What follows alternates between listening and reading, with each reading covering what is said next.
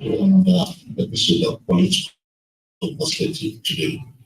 My name is Ifani Okazie. With me here today is the Deputy Speaker of the 10th Assembly, Right Honorable Benjamin Much. All right. So, in a short while, we rose from a non-ranking member of the parliament to become a presiding officer. What would have attributes this career success to? Thank you very much. The progression in my career is occasioned by the confidence that the electorates, my constituents, have in my leadership style, leadership culture, and selfless service to the people of the federal constituency. But at the end of the day, that's where it starts, or that's where it started. If they did not vote for you, you will not be even a first-time member, talk more of being a second-time member, ranking member, so credit goes to the people who voted for me. The next is dedication to it. If you are given an assignment to do, give it all your best, give it a shot, take it seriously, especially when it's something you're holding in trust. Leadership doesn't belong to those who occupy any position to occupy it. It belongs to those who gave them the position through their votes. So based on that, you have to be accountable. You have to be transparent. You have to make sure that at all time that you're accessible and that you don't leave the bundle of ambiguities and what you do, how you do it, where you do it. let people be able to define you at all time.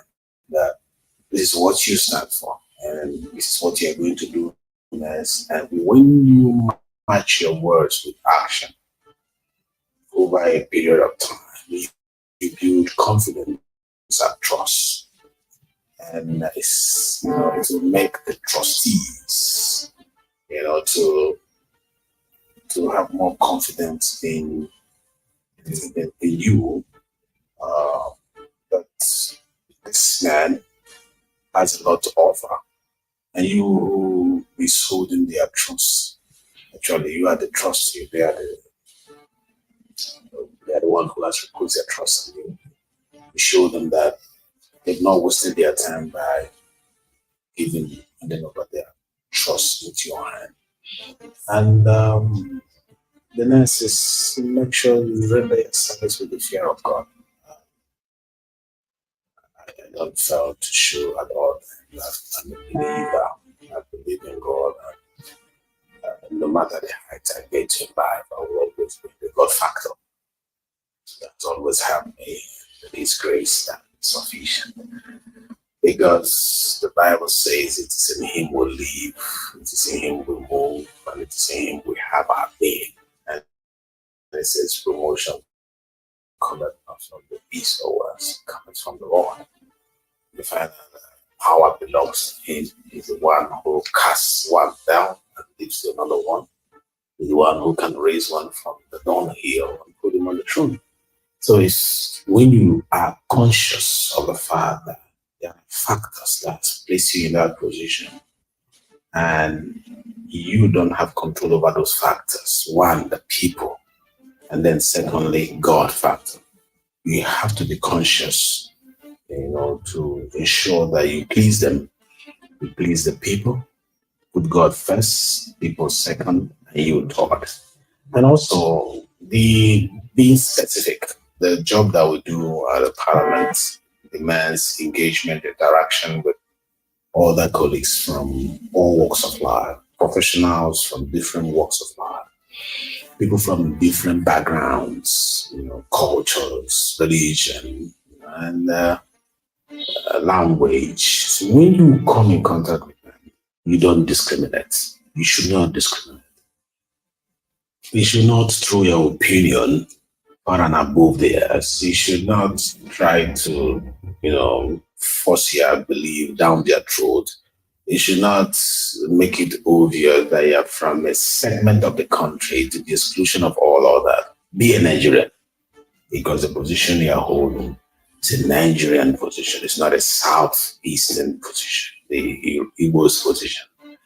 And that's why you see me sometimes I wear Yoruba outfits, sometimes I wear house out, sometimes I wear Igbo outfits, sometimes I wear contemporary English outfit, just to neutralize the boundaries, the borderlines that created by our cultures, created by our language, created by our beliefs. And I like the national anthem recently that said, "Do tribes and tongues, Nativa, in brotherhood we stand." And I tell you the truth, I don't feel uncomfortable in the midst of the outsiders and the foreigners. I don't feel uncomfortable in the midst of the Europeans or the Afics or the Bibios.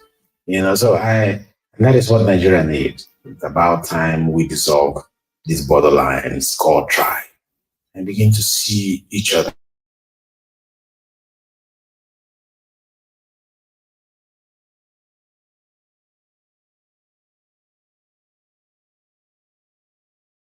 representing the people of Nigeria, but starting from Ben, the federal constituency.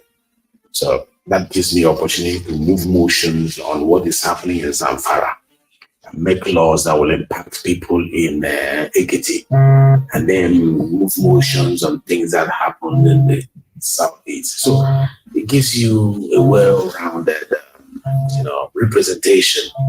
So that I attribute it to that, and also my colleagues are having experienced this friendship, this bonding, this relationship, and also seeing that I'm dedicated and I'm focused and I'm hard working in what I'm doing. did not find it difficult in unanimously, which was the first time it was happening in the House of Representatives. It has never happened before, where 360 members will come together and say, we want you to be our deputy speaker. Nobody voted against me. So again, that makes it easy for me to relate with all of them, because I can't discriminate because you voted for me, this one didn't vote for me. Since all of them voted for me, they are all my friends, and I attend to them equally without discrimination. So that is those are the factors I can ascribe what we have achieved so far to.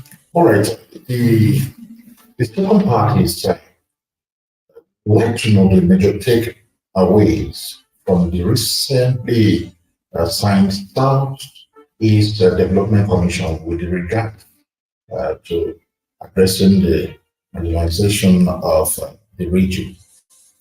To be honest, whenever I hear this topic, I feel elated. So far, it remains the biggest achievement of my political career. Biggest, in the sense that it's not about me, not about benefit or consequence, but about a people that has gone through war and almost forgotten that they needed to heal, about people who have been surrounded with the rumors of marginalization, alienation from the center, about the people who have been surrounded with the rumors of non-inclusion, of discrimination, the people seen to be anti the growth of Nigeria. And based on this, the ability of successive governments to attend to promise made in 1970 for the reconciliation, for the reintegration, for the rehabilitation and reconstruction of the region. They found it difficult to keep that. Time and again, government after government, from the time of President Gowon, who was the head of state, man, this promise have not been kept. And because of this inability to keep the promise, agitation has been better. And the youth are meant to see the evidence of the war and the stories told by their parents of the pain that they passed through. And what this leaves in the heart of this one is nothing but pain and the desire either to retaliate or to be compensated or to heal or to be reintegrated. When you hear that only 20 pounds was left in the account of your parents, even when they were billionaires and millionaires after the war, it hurts you.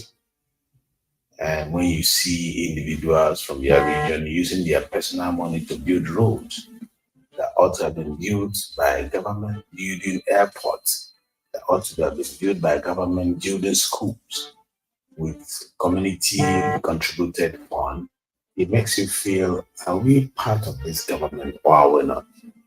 So that gets back to MASOP, IPOB, and all the rest of them. And when I joined politics, it was my desire to see how, we'll jointly bring the region into the main grid of power. And because of the benefit I know that comes with that, to be honest, we have done self-help for too long using our entrepreneurial skill. It's about time government shows that we are part of Nigeria. And no president had the courage to reintegrate the Igbos, to reconcile the Igbos, to rehabilitate the Igbos, to reconstruct the Igbos. It's land that was damaged by civil war. Nobody had the courage to do that, except this current president. So this bill appeared 8th Assembly and did not survive. Appeared 9th Assembly, I was there, it failed. We refused to give up. I came back and I took up the bill and I dusted it, pruned it, removed certain things, expanded it, and made it more specific. And the explanatory memorandum of that bill says this act, this bill has become act now, establishes the Southeast Development Commission charged with the responsibility, among other things, to receive and manage funds from allocations of the Federation accounts.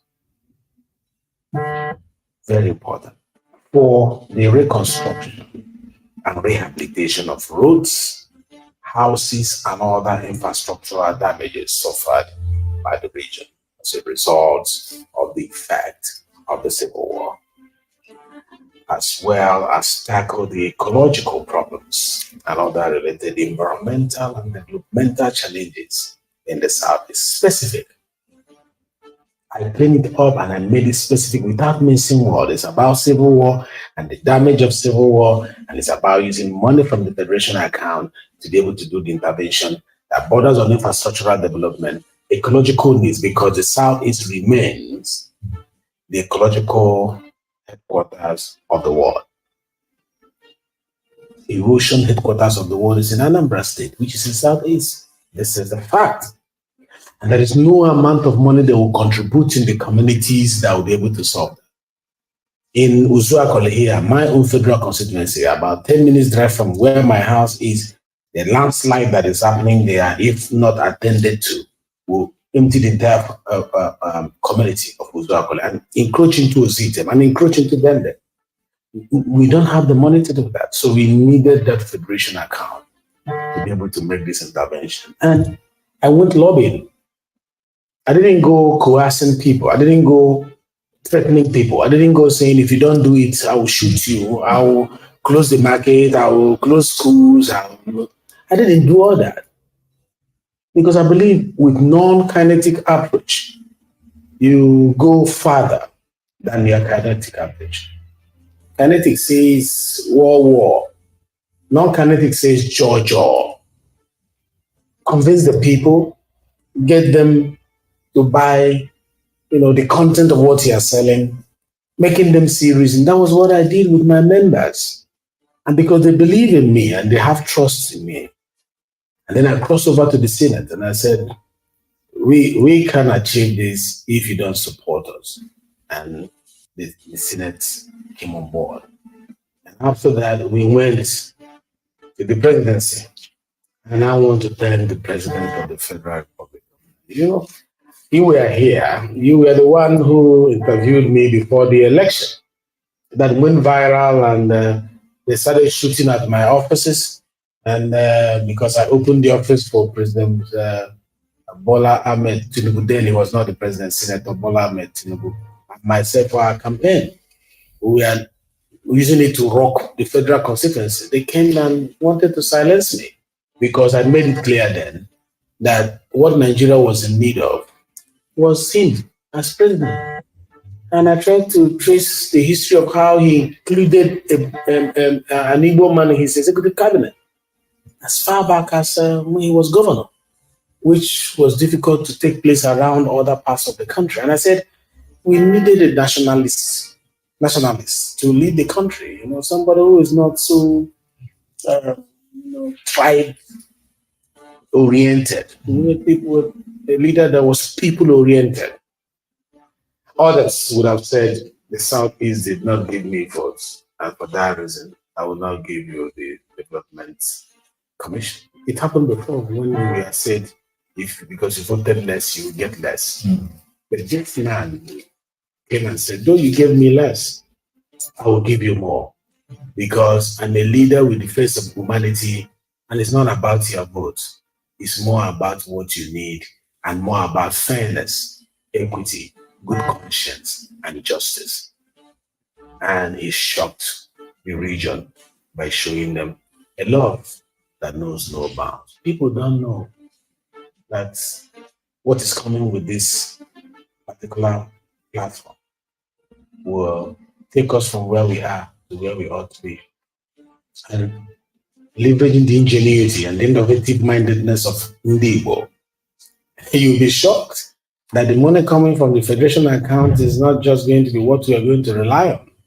We are going to open up other channels for non-governmental organizations, development agencies around the world to come on board using that platform to develop our place. And we are going to see what we'll do with it. We are rich in gas in this area. We're going to build,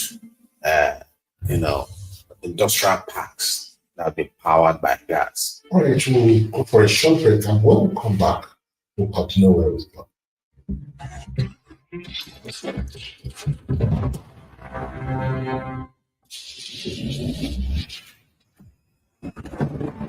Experience the smooth and strong feeling that consistently surpasses expectation. Leading the way with high performance lubricant, Master Supermoto Oil is as durable as titanium. This is ABN TV, where the world is on your screen, bringing you news like you've never seen. From headlines to highlights, we are your guide, ABN TV. Let's take you for a ride. Your stories, your world, your channel, ABN TV. All right, we're back again on this political perspective today. Well, still with me is the Deputy Speaker of the House of Representatives, the 10th Assembly, and the member representing Benedict constituency. His Excellency, you have definitely carried on with the peace in Southeast project, Paris Peace, but nothing seems to be heard about the TPN. What is the state of the project? No, how can you say nothing seems to be hard about it? We Southeast, this is Southeast project was instrumental in lobbying for Southeast Development Commission. The lobbying tools that we used was from Peace in Southeast. The team that went around lobbying them. So we are members of this Southeast projects. And to lobby 260 members that of the Senate, it's not the job that one man can handle within the space of time that we push for this. We took the Southeast Development Commission as a platform for our non-kinetic intervention. If you look at the thematic areas of our East and Southeast, you will see agriculture is there. You see education there, engagement in education. You will see youth and entertainment, sports and entertainment. You see commerce and industry. You see infrastructure development. All of them are culture, tourism, and governance and leadership. All these, including the final one, which is reintegration. This is the core issue that the Southeast Development Commission seeks to achieve. The Southeast Development Commission is not hanging without standing on something. It's standing on these thematic areas of the Peace in Southeast project. And vice versa, the tool with which the Peace in Southeast project wants to draw in peace, reduce insecurity, increase security, bring in development, achieve this agenda of education, agriculture, culture and tourism, youth development, reconciliation, reconstruction, and all the rest of them are mentioned in that piece of act of parliament. So we took it as our number one on the priority list of the Peace in Southeast project to lobby, like it's done in America, like it's done all over the world. When you have piece of legislation. We sent lobbies around to push for it to happen. So that was the first task of the Peace in Southeast project. And we have achieved it. And we did that within 7 months. We were inaugurated on the 29th of this.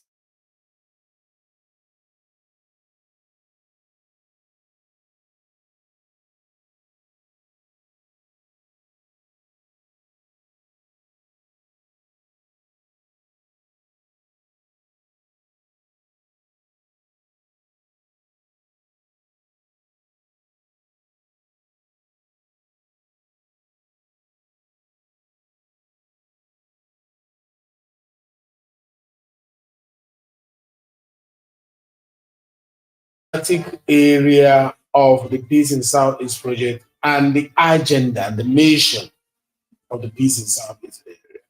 The mission is about developing this area. It was specific. It's tailored for the Southeast, not for a state, not for Bend, it's for the Southeast. And with this vehicle that has been vetted by the president through the intervention of the parliament, we can now drive the agenda of the Peace in Southeast smoothly. So, and while waiting for this bill to happen, we've been busy showing interventions around. You may recall that recently we did peace, Food for Peace initiative, where we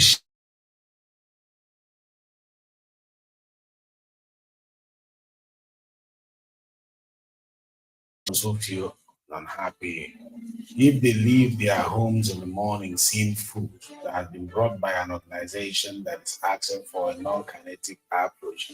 They are bound to listen more than they are hungry and you're telling them stories. They don't have time to listen to non-kinetic. They'll just look for how do we feed ourselves. So that was why we partner with some companies that are involved in CSR and say, we need you to bring in food. Let's give to people. And come, people like Dangote Group supported, even NMPC, they supported, and various others. And that helped a lot. Beyond that, we try to also reach out to those who are victims of this insecurity, especially the widows who have suffered because their husband, in the course of their duty as policemen or military men, were gone down, leaving their children and themselves, to wander into the future. So we try to identify with them, and we have raised funds. And this fund that we raise, maybe from next week or so, we'll start the distribution of the funds across most of the victims of insecurity, especially the widows and their children. So we've been making interventions, but we're also waiting for intervention from my office that have been allocated to a particular agency of government for the purposes of,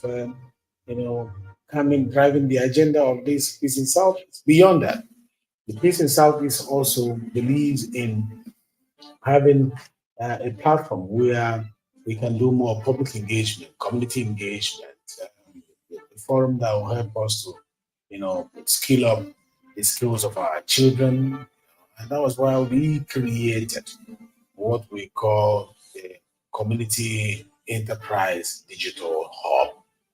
As we speak now, we are building in 5 states of the Southeast in partnership with the NICOMSAT. NICOMSAT is in charge of our internet space, they're in charge of our space.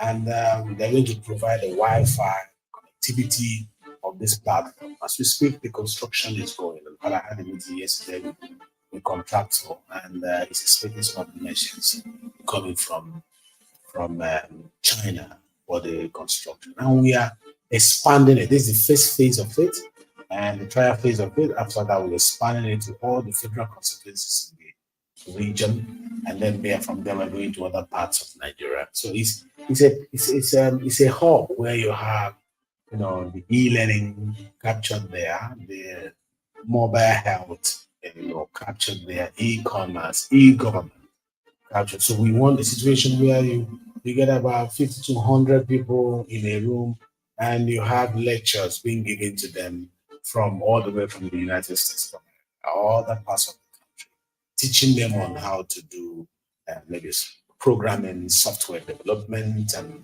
all the rest of that. So, and it will be an information center as well, where the what government does, is being showcased on the screens there or through the public addressing system there. Um, because the more you communicate, the more transparent you become. Most of these people who are agitating it because they don't really know the workings of government, how far we have gone with our policy formulation and implementation timelines and all of that. So you need communication center. So the hub will serve as a communication center around the region. So if there's anything government is doing, they are the first to hear it and get to be aware. And if there's anything they want government to hear, they drop it there, and the next minute it's with us in the parliament. It's with us. If there's anything, we'll have access to it. So we believe that that will be an integration or integrating platform to bring everybody together. And those who stay together hardly, destroy what they have built in unity and in peace, because unity increases peace. Peace also increases unity. So the more people come together to engage, the more people come together to interact, the more they bond, the more they see the reason to live, with one another, the more they see the reason to and peace and everything, and the value that comes with it. So that is one of the things that we are working on. So expect at any moment from now, grants are going to be given by this Peace and Southeast project once the money that we are working on comes on board, and this grant will be given to youths who are involved in entrepreneurial skills, because we have observed that most of those boys who are carrying guns because they don't have any other way to survive. They are just doing that out of desperation. And instead of shooting them and killing them, which is what I beg the government, and government has listened to me, instead of shooting them using the kinetic way, shoot, I shoot, and I'm saying, please drop your gun. We have another thing that can get you this. And that thing is, maybe through proper training, they radicalize you, engage you with something that is of greater value, and also fund you. Will give you a little fun. You remember in the days of amnesty in the Niger Delta, how it helped to calm down. So that's what we are bringing on board. Some of these boys who are in the bush, radicalized, we're going to bring them out, equip them, give them life, source of livelihood. That will help us to calm the insecurity in the area. So Fit in Southeast is actually a good tool that we're using as being very strategic in achieving all these outcomes. All right, Tony. This Monday I've been following your activities from managers of it. Fantastic. Very, very wonderful. And I'll give it to you. I can see most of the presentation. Something that is good, and people over there have been watching the activities. All right, now I want to ask you this question. What specific action have you taken to secure the release of Nnamdi Kalu, and what have been outcome so far? Let me share this beautiful experience I had with Nnamdi Kalu when I visited him. Many people think Nnamdi Kalu is a monster. It's not a monster.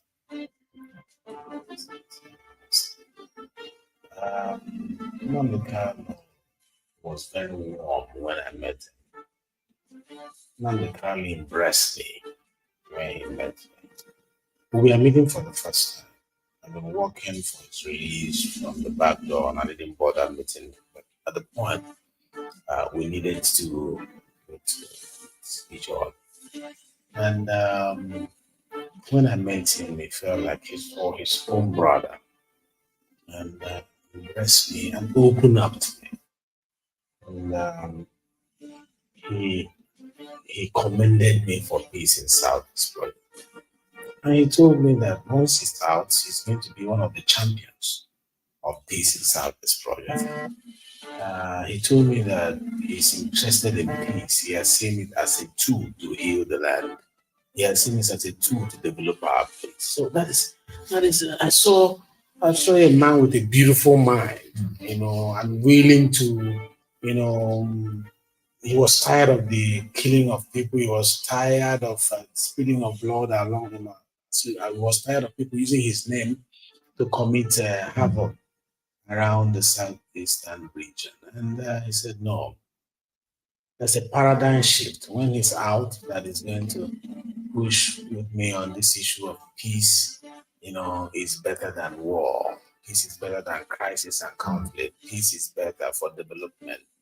Peace in Southeast is the way to go. He said he will be on top of it. And and then he also he posed a challenge to me. And he said, I've seen the effort you're making with regards to Southeast development. Are you sure this government is trustworthy enough to append their signature on that piece of legislation? I said there is a shift in the way things used to be in Nigeria and now that I believe so much in this president. He said, he will convince me when he puts his signature on this piece of legislation. He went on to say, if he signs that legislation, it means that he's intentional in his love for Ndibo. It means that he's honest in his love for Ndibo. And that will mean a lot because I'm quoting him word for word. Because the road we are looking for is the Biafra we are seeking. The infrastructural development you are looking for, the seaports, the airport, the good schools, the good hospitals that you are looking for through that Southeast Development Commission is what we are agitating for using the platform of Biafra or the IPOB. If we can achieve that, it means we have achieved what we are looking for. And that was why when the president assented to that bill, I didn't know how to shout. I didn't know how to dance. I was dancing without any music playing. I was dancing, to show my gratitude to God first and gratitude to the president and to the members of the parliament and my colleagues from Southeast. And also that I have convinced my brother, Nnamdi Kanu, that this president is different. That this president is the lover of Ndibo. And this president wants us to be developed. And I've convinced him. Those were the things playing in my mind when I was giving that my dance. And I dance every day since that time. Because when I remember that it took us 54 years to get here, anytime I remember it, my pain will go away and I'll wear my dancing shoes. That hope has actually been renewed for Ndibo. So this renewed hope agenda of Mr. President is more visible in the hope he has renewed in the minds of every Igbo son and daughter. And we are people of gratitude. And if you see the amount of calls I've received from around the world, because Igbos are everywhere around the world, my phone has been beaming, with calls every day, and they are saying, we never believed that this will come to pass. We never believed this government will remember us this way. And I told them it's real. I have a copy. If you're in doubt, come, I'll show you the copy of that piece of legislation. I can tell you, we will reciprocate.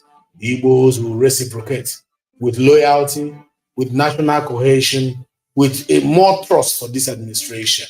The Igbos will reciprocate by not going to the streets to protest against a man who has extended hand of friendship that we have been waiting for 54 years.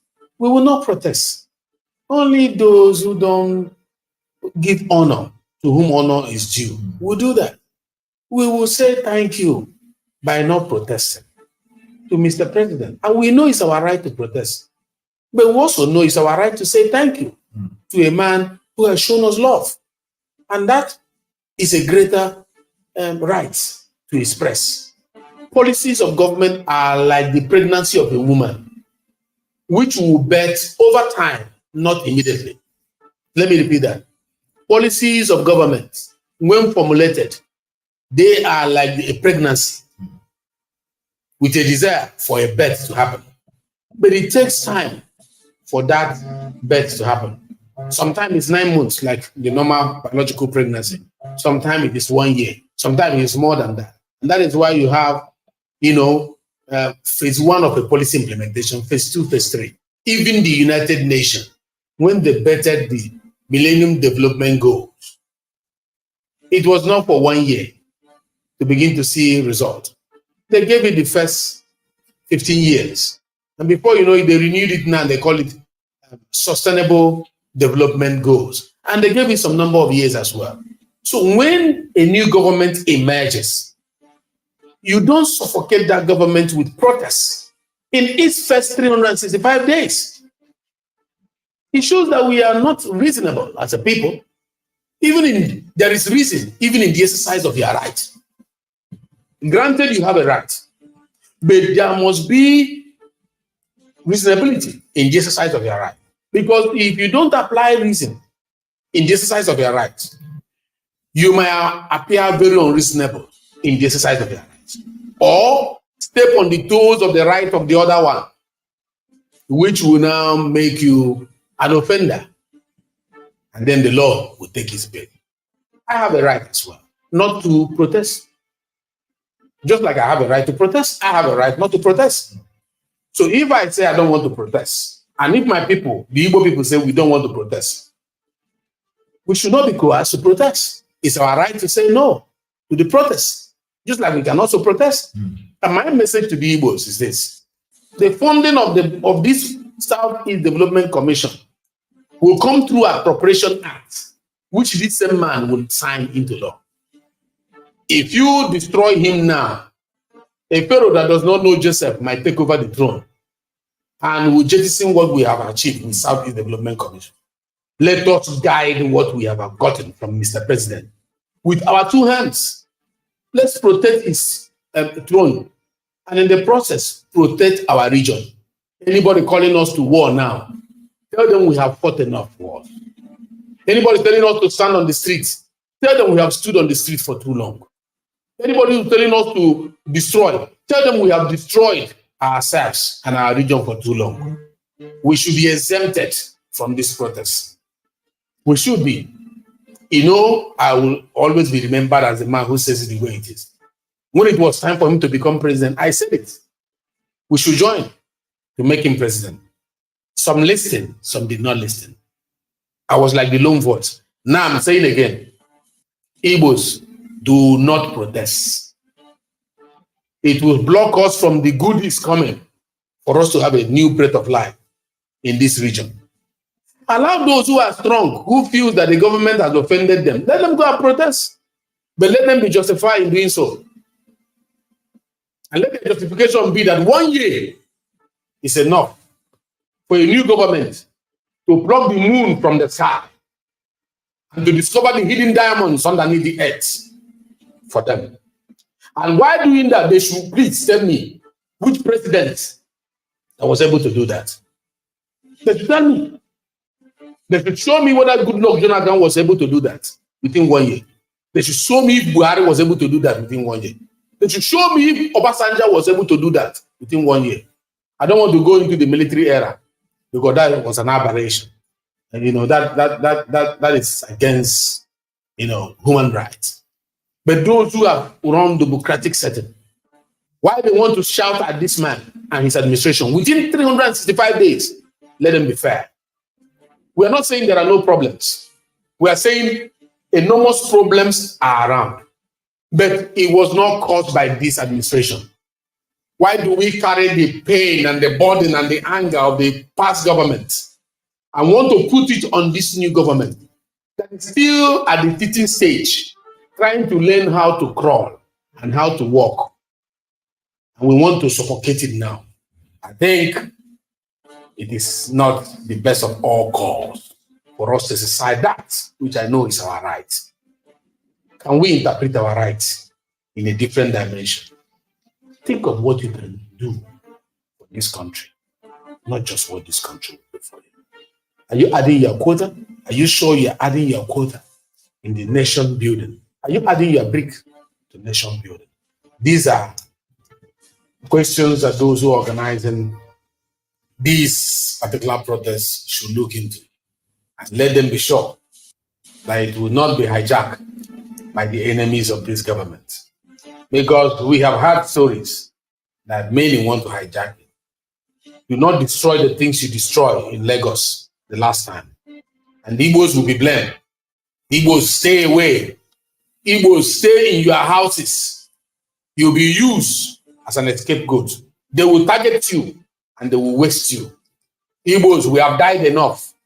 Our blood has filled the street enough. Allow those who feel they can do it, let them go and do it. We'll be strong enough. For this protest, let us be weak now. Let those ones who are strong, let them stand on the street. Igbos, be weak now to sit at home. If there's any sit at home that will be effective, not the one you have done on Mondays, let it be the one that will happen at this protest. As one of the leaders of this country, and as one of the leaders from the southeastern region that you love and you have confidence in, I am telling you, if you have never shown weakness before, let it be shown now. Igbos, we have shown strength in civil war. We have shown strength in agitation. We have shown strength in fighting for IPOB and MASOB and all the rest of them. In sitting at home, please be weak now. Because they were looking for opportunity to slaughter you. Sit at home. Nnamdi Kalu that I met is against this protest. Nnamdi Kalu that I met, who loves peace, who says he's coming out to join the peace crusade for the region. Nnamdi Kalu wants peace. So all of you who claim you love Nnamdi Kalu, if I see you on the street that day, you are the hater of Nnamdi Kalu. It's time to prove it. If you love Nnamdi Kalu and you want us to bring out Nnamdi Kalu like you are working hard, support this my advocacy that you should not be on the streets. The lovers of Nnamdi Kalu should not be on the streets because you're going to make it more difficult for us who are working hard to bring him out. He doesn't want you to be on the streets.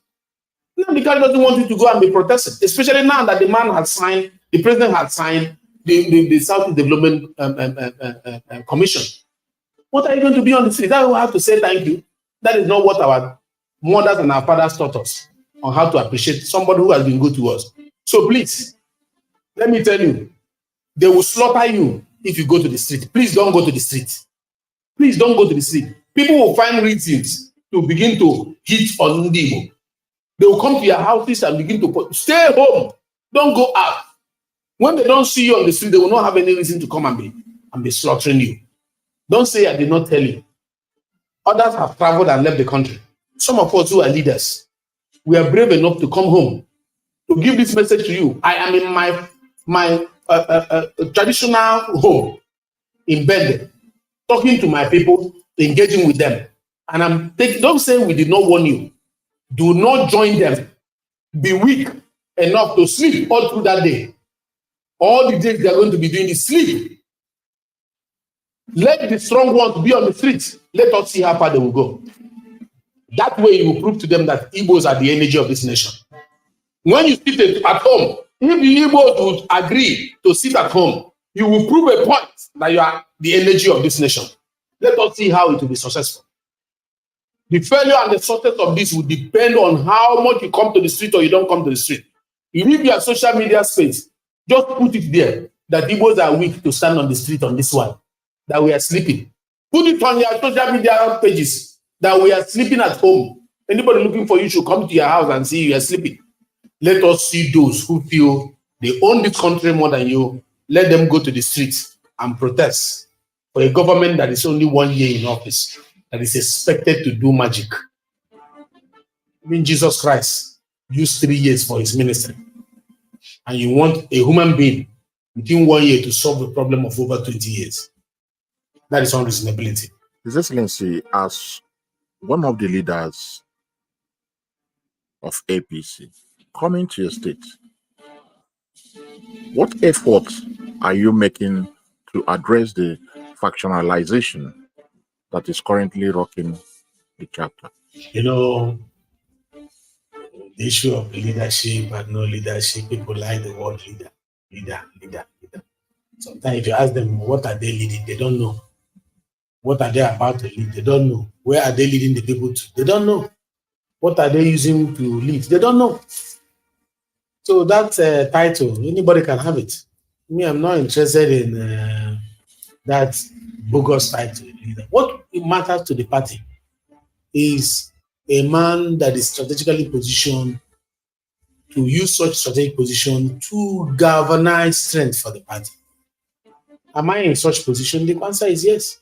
Being the number 6 citizen of the country has positioned me to be in such strategic position where I can leverage my position to bring more numbers into the party and to lead people to the center where power of government exists. And that is what I'm doing at the moment. And factionalization is not a good tool for a progressive party like ABC. And that was why I declared during the caucus meeting that factionalization is old-fashioned. You know, it is old-fashioned to do factionalization.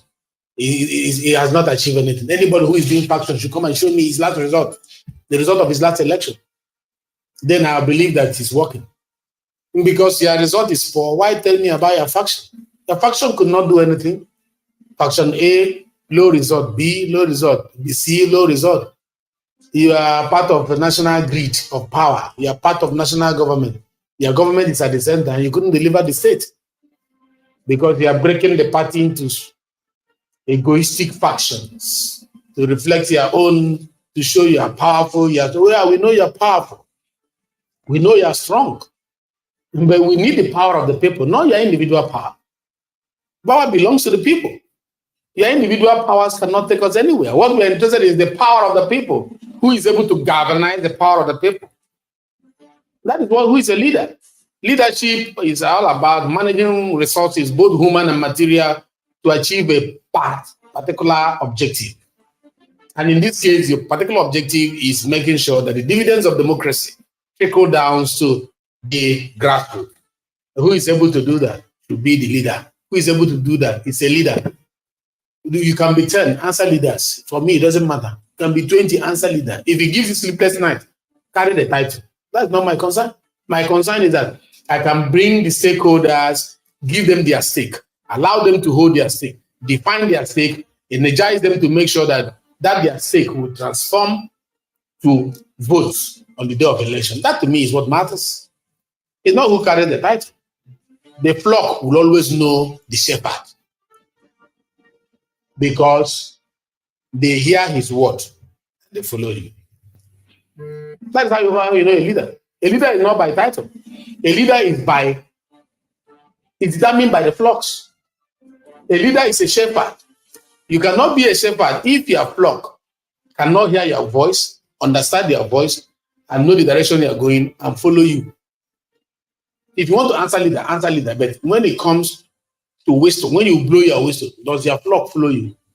That is what matters. So we are trying to raise a flock that will be able to follow us in the direction of developing our place, in the direction of good governance, the direction of bringing prosperity to our people. That to me is what matters. And I am saying no to faction. Nobody should claim I'm Benjamin Kalu's faction. I don't have any faction. And I don't belong to any. It's a wrong conversation to have with me at any time. And none of them have gotten the balls to come to me and talk about their own faction. I'm bigger than any faction. That's truth. Because I'm a leader in Nigeria. All the factions, they melt around me for us to move the party forward. So all of them are my friends, and my brothers. And we have disintegrated or balkanized or dissolved all the faction during our last caucus meeting where we said, let those who are angry stop being angry. Let those who are hot forgive. And let those who have been hurt also forgive. Let those who have not forgiven find the reason to forgive. Let peace reign so that we can come together and build a party where everybody has a role to play. I can't play my role and play the role of Okazie Kalu, Senator Okazie Kalu. I can't play my role and play the role of High Chief Ikeche Menike. I can't play my role and play the role of Honorable Minister. I can't play my role and play the role of Nyerere. I can't play my role and play the role of Honorable Kiro George. All of us have the roles that we play. So let us melt it into a pot and have a single agenda to move the party forward.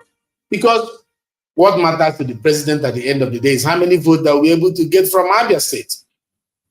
Divided, we will fall again and again and again. But united, we will become a threat to the current government in Abia State and any other party that want to bring up their head like PDP or so.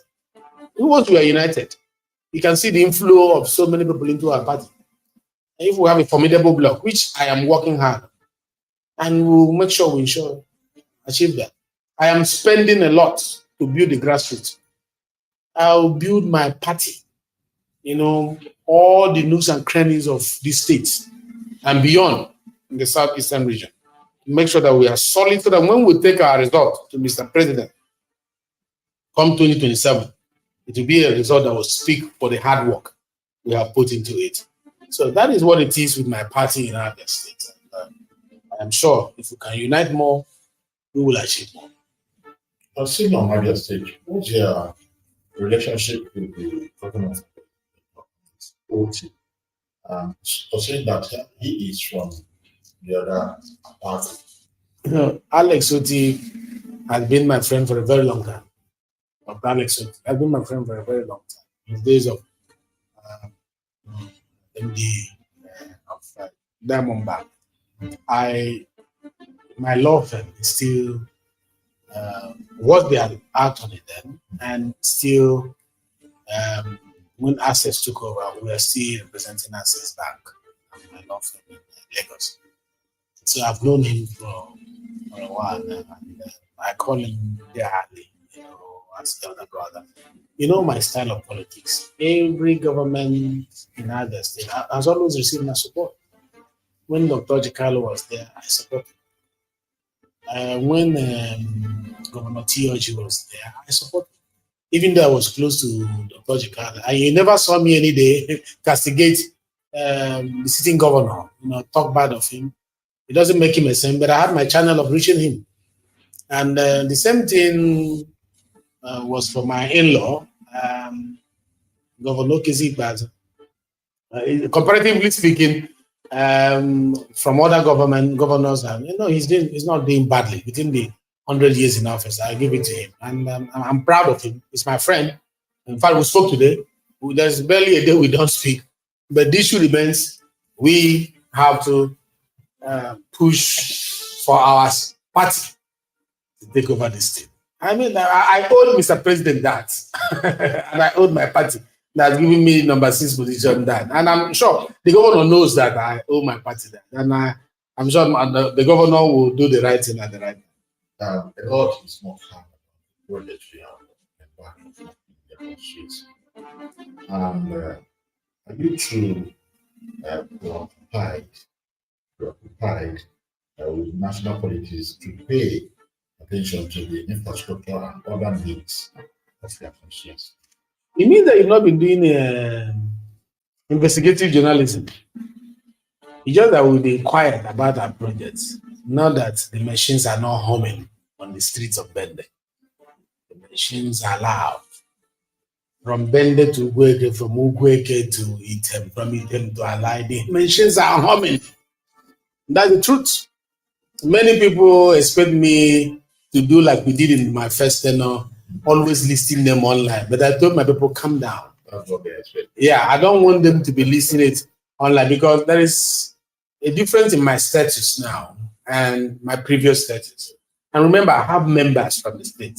You find out that there are certain privileges I might enjoy by virtue of my position that may not be acceptable in totality to other members who are from the state. And it would be wrong to compare me with them. It would be wrong. It would be a wrong measuring instrument for you to say, oh, someone should do this because Benjamin Kalu is doing. No, I'm a second-term member. And some of my projects are from the last time and it's spilling into this time. Oh, it would be wrong to say, oh, Ginger is not doing this, Ben Kalu is doing this. It is wrong because he's just coming. And I've been there and my project are spilling over. You cannot say that for Amobi Oga. You cannot say that for Agocha. You cannot say that for Nkwanta and all the rest of them. Because you can't say that for Ikweche. because they are just coming Mm. and I've been there. So there are certain things we put in that is only maturing now. So you can't comparing me against them will be unfair balance, so to say. So based on that, I ask my people, keep it quiet so that you don't, make your colleagues look like, they are not working. They are those guys are working hard. Their budget has not been funded. And once their budgets are funded, you begin to see what they've been able to, attach to their various constituencies. And we are working together as one. And I can assure you that at the end of the day, there'll be evidence to show that they have their brother as number 6 citizen of the country. One way or the other, it will rub off on them. So we are working, and roads are springing up in Item, roads are springing up in Ugweke, roads are springing up in Alai, roads are springing up in Town, and more are coming. But I will not put it in people's faces until during the election. That is when we will now catalog them fully. But those we are doing it for are feeling the impact. If you are in doubt, go to those locations I mentioned now and ask them. They will tell you we are breaking the jinx. What has not been done before. We are impressing them and we are cracking them. And that is what the presentation is all about. Needs analysis, getting the right plug, to fill the gap. Before we let him go, we will let him finish. My last word is Nigerians should believe in this administration. I have nothing to lose by speaking my mind and saying the truth.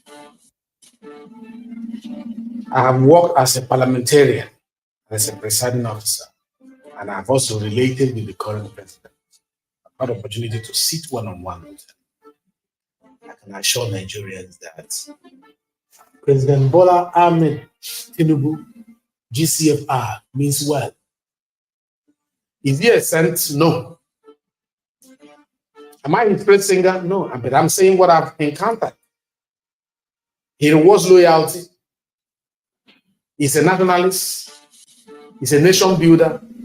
All his accent, when you listen to him, is, I understand the pains of Nigerians. I know the time is tough and hard and rough. But if we can be patient a little bit, the foundation we are laying will become a beautiful building we all will be shared. The clothes we are sewing will be a beautiful garment with the right embroideries to cover our backs. The food we are cooking will be done and our hunger will be fed. But I promise you, the legislative arm of government at all times will be the watchdog of the executive. We will watch them like hawk.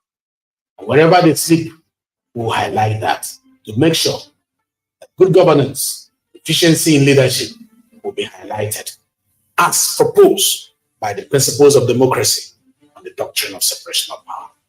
Thank you. God bless you. God bless the Federal Republic of Nigeria. Thank you, Right Honorable Benjamin Kalu, for giving us this chance to meet you. Don't forget that all you speak, Nigerians, the whole world, have listened to through our channel again. Well, my name is Okazie Kalu. Thank you for watching ABN TV for now. Don't forget to follow us on our social media handles, ABN TV on Facebook, ABN TV on Instagram, ABN TV on X, ABN TV on YouTube. Also download our app on Google Play Store and the Apple Store. Right. Yes, as ABN TV, where the world is on your screen, bringing you news like you've never seen. From headlines to highlights, we are your guide, ABN TV. Let's take you for a ride. Your stories, your world, your channel, ABN TV.